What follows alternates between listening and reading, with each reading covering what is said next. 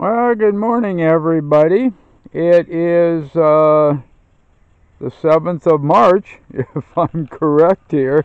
I don't know, I lose track so often in that. Thursday morning, and as you can see, we are still watering from the pond here every day. The okra here down in our once former rice fields, and of course the tomatoes. What I want to show you here is the growth on tomatoes. Even with all this heat, we're getting pretty excellent growth on flowers and possible tomatoes here. As I walk down the line, you can see the tomatoes here. Wow, look at this. Pretty amazing.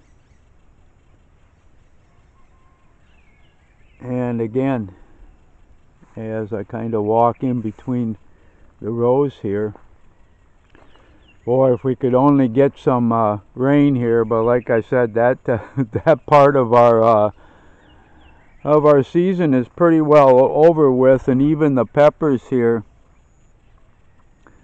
are still really going good with just a little bit of water every day, and even still flowering here. I'm still amazed.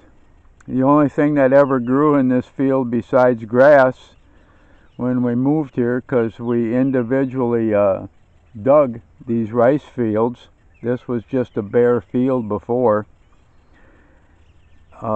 And then we planted rice for the first few years here, and now I'm trying with the peppers and the tomatoes and the okra here, and like I said, getting just some really good results, even with just a little bit of water. And yeah, got to show you.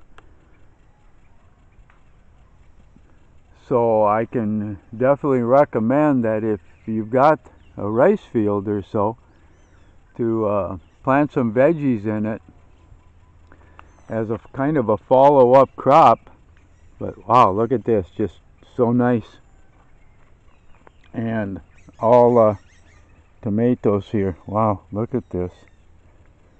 Pretty amazing. We'll see how they go here. Like I said, we've been watering just a little bit every day down here, or else they're just basically going to dry up and wither away if we don't. And the heat's so intense with just a little bit of cloud cover. So continue to help these plants.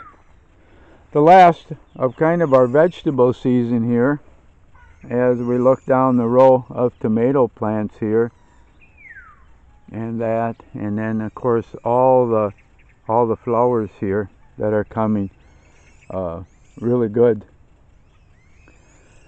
So I'm real anxious to see what the production will be. And like I said, our top priority right now is getting a well drilled, hand dug and everything here, so we have a more consistent supply of water.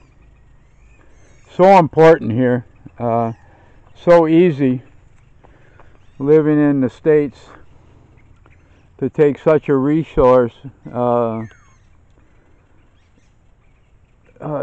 It just seems to be there. We turn on a faucet and it's there, and we take it for granted that it's always going to be there.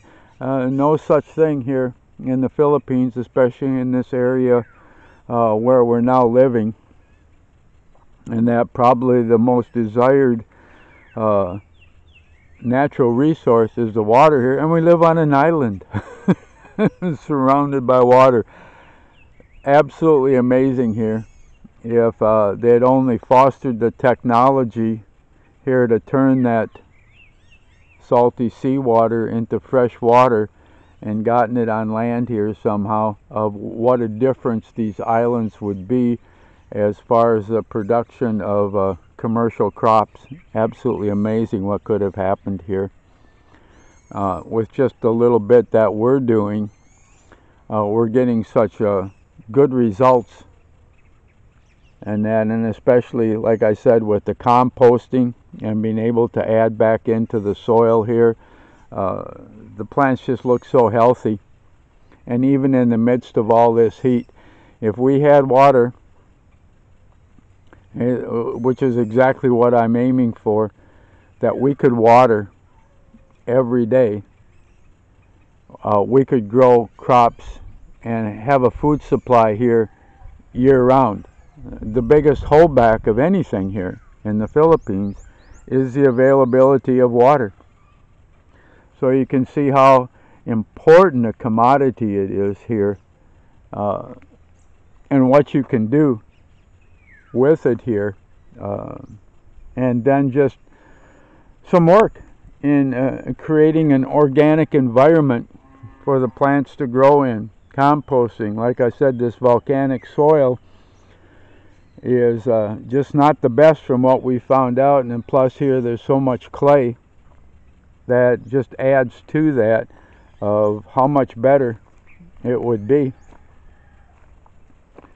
if if they'd gone after this problem 50, 60, 70, 80 years ago, and of course they didn't do that. And we are trying to assist the locals here in letting them know, by actually doing these crops, to let them know the possibilities of what they can do here. Yeah, it's hard work, boy, I'll tell you.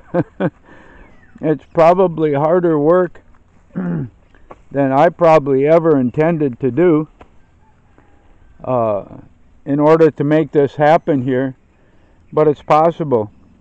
And we're perfect proof now of the results, even after the amount of years that we'd spent doing this, to be able to grow the necessary fruit crops, the necessary kind of vegetable crops that the people here could survive on and grow on their own. So I'm going to kind of let you all go here, just an update. We'll no doubt, if I can get back up on the walkway here, be tearing down. We're going to get probably go through here and see get another crop of beans off of here, and then we're going to start tearing down the beans, and then we'll go through and weed and add compost, and then let her set. This is, you believe this?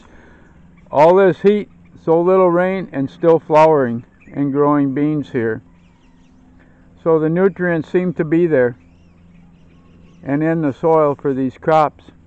You know, all we've got to do is assist and that through our composting, and then being able to get a sufficient supply of water to be able to irrigate this, because any water, of course, that's not used will go back into the atmosphere and will go back into the ground again to be used again. So very necessary that they actually start doing more of this type of vegetable growing and farming here in the Philippines.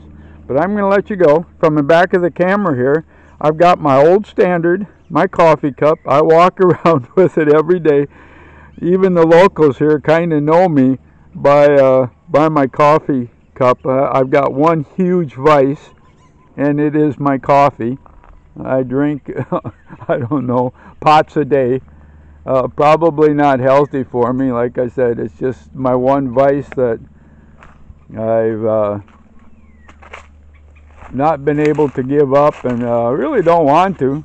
Like I said, I've given everything else up. So here's a coffee toast to you. Thanks much for viewing. Like and subscribe, and I'll be back with you again soon.